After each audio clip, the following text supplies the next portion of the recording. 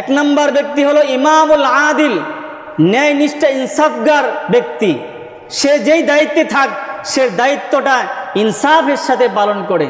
দ্বিতীয় নম্বর হলো ওয়াশাবুন নাশা ফি ইবাদাতি রাব্বিহি, ওই যুবক যে নাকি যৌবন বয়সে আল্লাহ তাআলার হুকুমগুলো যথাযথভাবে পালন করে, সব ধরনের গুনাহ থেকে বিরত থাকে।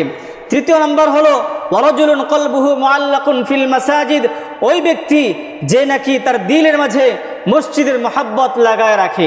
চতুর্থ নম্বর হলো ওয়ারাজুলানি তাহাব্বা ইজতামা আলাইহি ওয়া তাফাররাকা আলাইহি, যে আমাদের যত মহব্বত, ভালোবাসা, শত্রুতা, এই সব কিছু একমাত্র আল্লাহ তাআলা সন্তুষ্টির জন্যই হবে।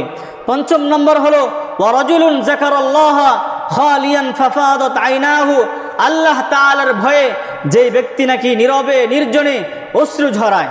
ষষ্ঠ নম্বর